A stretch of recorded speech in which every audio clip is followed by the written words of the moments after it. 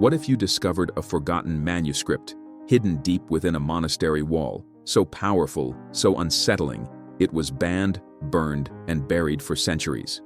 A book that maps day by day what happens after your final breath. This isn't just death, it's a journey your soul takes, and it begins the moment everything stops. In dusty archives, whispered among monks and lost in burning pages, there exists a manuscript unlike any other.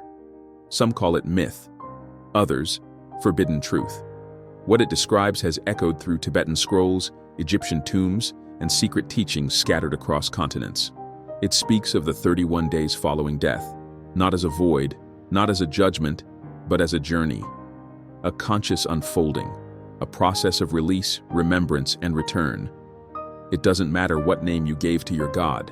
The path is universal, and according to this book, your soul remembers.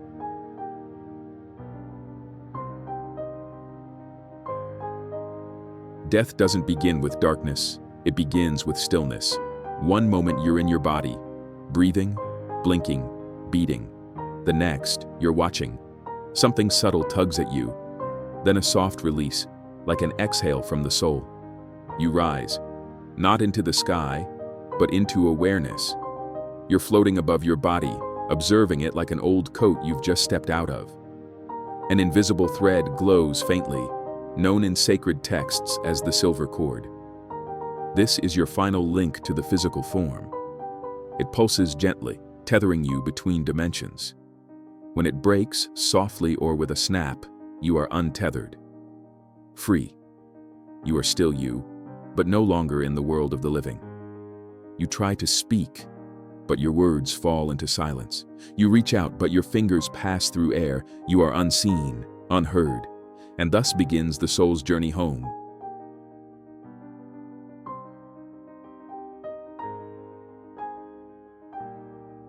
In these days, you drift through familiar places, your home, your memories, your past.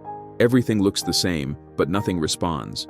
People pass through you, pets ignore you, you try to scream, to hug, to return, but you're a ghost in your own life. You are in the lower astral plane, a hazy mirror of the physical world shaped by emotion and thought. Here, feelings are reality. If you feel peace, the space clears. If you feel fear, shadows grow. Many souls linger in this fog. Some attend their own funerals. Some wander in denial. Others try to reverse what's happened. And always, guides remain near, silent, waiting, holding space until you're ready to understand you have died.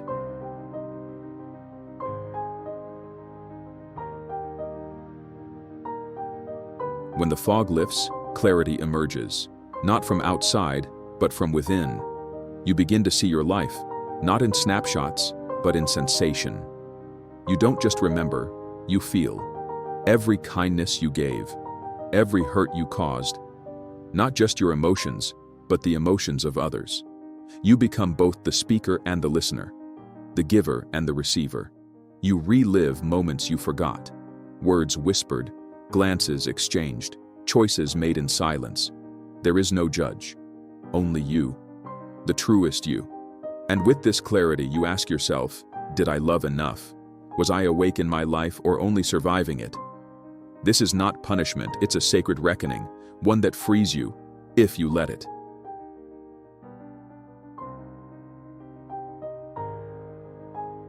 Having faced yourself, you arrive at a passage unlike any other, the threshold.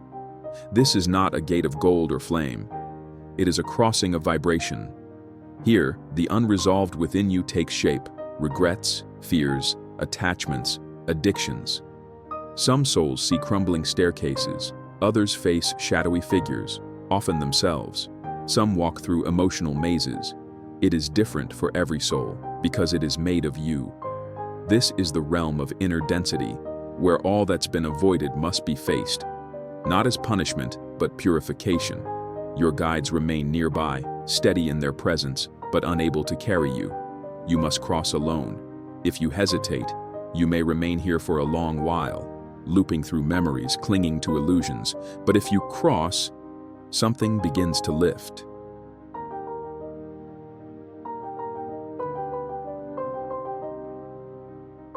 Emerging from the threshold, you feel something new. Warmth. Not heat, but recognition. Souls gather, beings of light, ancestors, guides from lifetimes past. Not always with names or faces, but with energies you remember without words. You are greeted, not with judgment, but with belonging. These are not strangers, they are your spiritual family. Some you knew in this life. Others have walked beside you in countless lives before. You may feel love so deep, it unravels lifetimes of loneliness.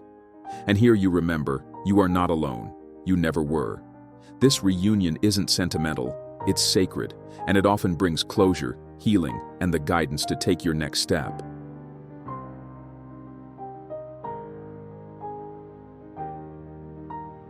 Now comes the most subtle shift. The soul feels a pull, not a command, a resonance. 3 pathways emerge. 1. Ascension. For souls who've shed their weight and awakened to love, higher realms await, dimensions of light, purpose, and spiritual service. 2. Reincarnation. Some souls feel drawn back to earth for unfinished lessons, healing, or helping others. 3. Wandering. Souls not ready to let go may linger, drawn to people, places, or possessions they couldn't release. But no one chooses for you. You are not sentenced. You are drawn by the frequency you created through your life, thoughts, and choices. You go where you are.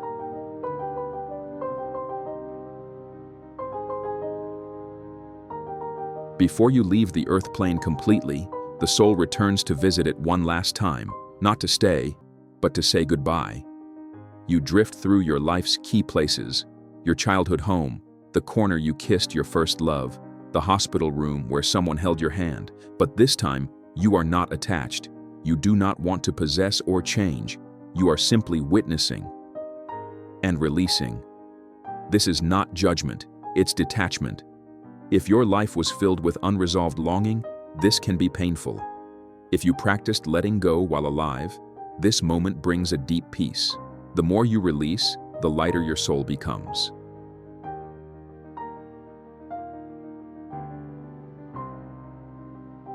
Now, the journey becomes radiant. You enter a space beyond form. There is no time, no ego, only awareness. This is the realm of consciousness. Here, the soul doesn't think, it knows. You remember why you chose this life, why you suffered, why you loved. The puzzle pieces of existence begin to align into a greater pattern. You encounter beings of wisdom, not outside of you, but as you. There is no separation, no fear, no striving. Love is not something to feel, it's something you are. Here, the soul begins to remember itself fully.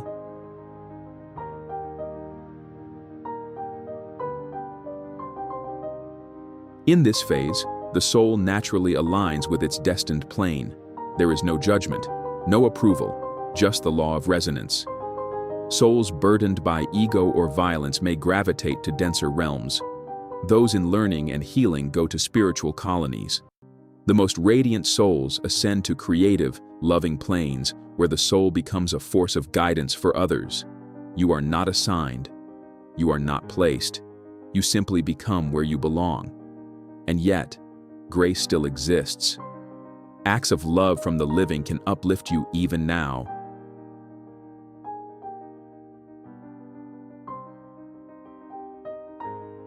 The soul is nearly gone from earth, but not entirely. It still hears the prayers whispered by loved ones. It still feels candles being lit, names being spoken, memories being honored. These gestures are not in vain.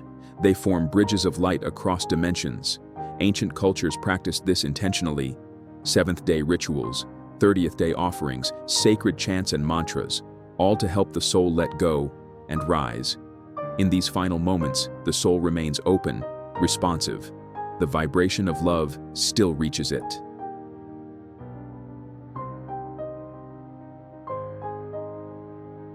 At last, the final day arrives, not with thunder, not with trumpets, just with quiet. The soul crosses fully into its next existence. The veil closes. Earth becomes a distant echo. The journey through the 31 days is complete. But this is not an ending, it is the end of forgetting, the beginning of remembrance. You are not lost, you are home.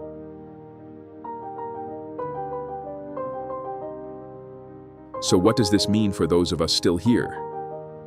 It means how you live shapes how you die. Every moment of presence, every act of kindness, every shadow you face now, lightens the path later. You are not preparing for the end, you are preparing for the return. So ask yourself this: if you left tomorrow, what kind of vibration would you carry into eternity? And what if? The soul's next journey is the one it chooses to begin again.